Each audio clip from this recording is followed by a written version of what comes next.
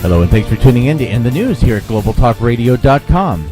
It's my pleasure to introduce today's guest, Dr. C. Arthur Ellis, Jr., who has degrees in medical physiology and the humanities, and who is retired from a career of medical administration and teaching at the college level. Upon retirement, he began an investigation into a murder that occurred in his hometown of Live Oak, Florida in the mid-1950s, located the missing transcript of the trial, and published a true crime novel entitled The Trial of Ruby McCollum. Now, he and his wife, who still works as a psychologist, collaborated on their most recent publication, Bible Bullies. Art, welcome to the program. Thank you, Kevin. Good morning. So I have to ask about the title. What do you mean by the term Bible bully? Well, the brief definition is someone who uses the Bible to force or coerce others into conforming to his or her beliefs. And after that brief definition, in the book, I go into 14 personality traits of Bible bullies and tie it in with a report, a rather interesting report, 1,000-page study called The Authoritarian Personality, published in 1950, and it was commissioned at the University of California at Berkeley shortly after World War II by the American Jewish Committee to try to understand the mindset of Europeans who supported Hitler's atrocities. And it was amazing to find out that my personality traits, identified completely separately, overlapped with that study. Now, I've heard people, of course, refer to the Bible as the literal Word of God. Are you perhaps saying that the Bible is not the literal truth? Well, of course, that will differ with an individual. For instance, the Catholic Church does not take the Bible to be literal truth. It believes in continuing revelation. But the Protestants who cite the Bible as the literal Word of God are usually referring to the King James Version, and particularly to a verse in John 1:1, which states that in the beginning was the Word, and the Word was with God, and the Word was God. But this refers to creation, and there is some side reference to Jesus being with God at the moment of creation, but it has absolutely nothing to say about the written Bible as the Word of God. Okay, Art, maybe you can help me with something. Can you give me a few examples of passages in the Bible that most people would not accept as the Word of God today? Yes, one that comes to mind is Deuteronomy 22:13 through 21, where it speaks of killing a non-virgin wife on one's wedding night. In other words, if a man believes that his wife is not a virgin on his wedding night, he has the right to have her hauled out and stoned to death. Also, Exodus 21:17, there's the right to kill your child if you feel that this child is being disobedient. Of course, there's stoning of adulterers in Leviticus 20:10, and all captives of war, including pregnant women, in Numbers 31:17 through 18. I could cite dozens of examples, but I do not believe that these would be acceptable practices today. Now, I understand that you mentioned there are actually two Gospels in the New Testament. What do you mean by that? Well, this is a rather interesting point about the New Testament. It's been pointed out by other people. I try to point it out rather simply. First of all, there are 27 books in the King James Version of the New Testament. If you exclude Revelations, there are 26. I exclude Revelations because it's rather disputed authorship. But 14 of the 27, if you include the whole gospel, are written by Saul, who was later known as Paul, who never traveled with Jesus and was never proclaimed an apostle by the living Jesus. So essentially you have most of the Bible, the majority of the New Testament, written by someone who never met Jesus and who has an unauthenticated revelation that no one else has written about.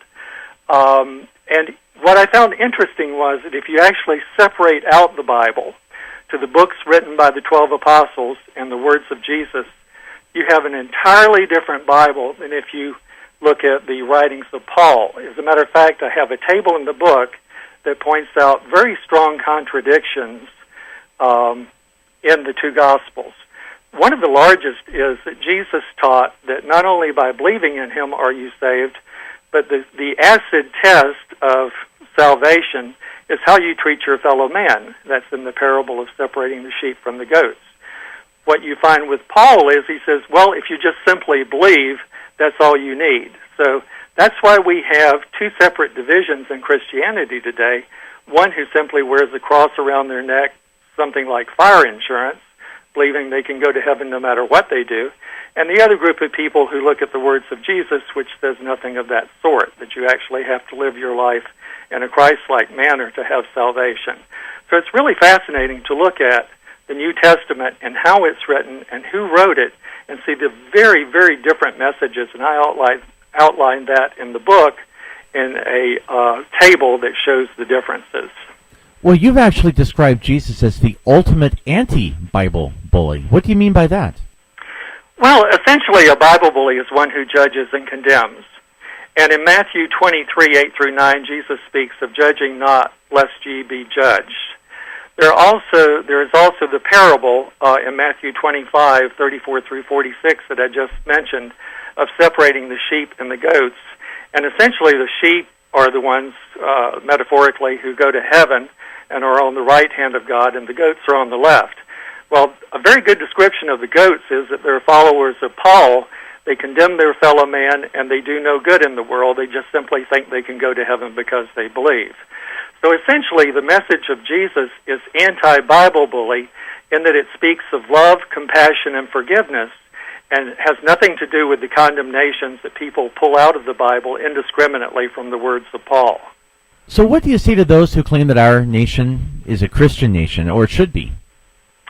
Well, essentially, if you listen to some of the conservative news channels and spokesmen, which I won't name here, essentially they speak of the Puritans as founding our country. Well, the Puritans were refugees from Europe who were seeking religious freedom. They did not found the country. Essentially, the founding fathers, after 1776, who wrote the Constitution, are our founding fathers. And they made it very, very clear, whether it's Jefferson, Madison, or Adams, that there is a wall of separation of church and state. And what I found ironic in looking back is that the Baptists in New England were afraid that the Church of England would be appointed the official state religion at the time. And Jefferson actually wrote a letter assuring the Baptists that there would be no actual church. Of course, today you find fundamentalists wanting Christianity to be the main religion. What we find in our society, and we've seen this in recent elections, is that our religious mixture in this country is becoming rather diverse. So essentially, we have more believers in Islam today than we have Episcopalians. So it would be rather dangerous, of course, to mix religion with politics, as we've seen in countless centuries of bloodbaths with religion mixed with politics.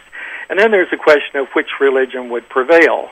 So it's a very, very dangerous thing that was pointed out by the Founding Fathers themselves. And also I mentioned some biblical laws that would be very dangerous to have in contemporary law.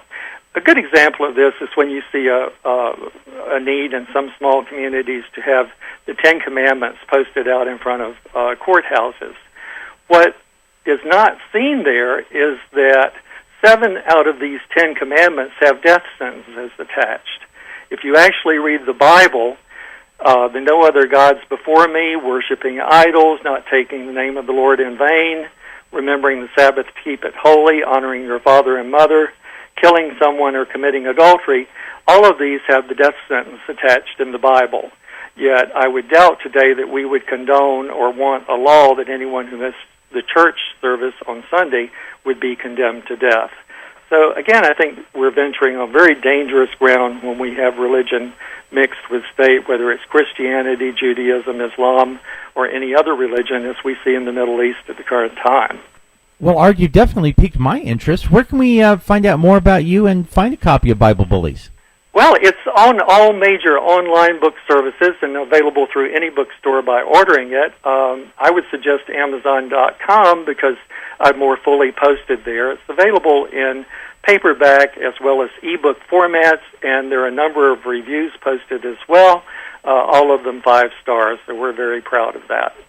Well, I'm going to go over there myself. We'll also put up a link so that listeners can find you easily.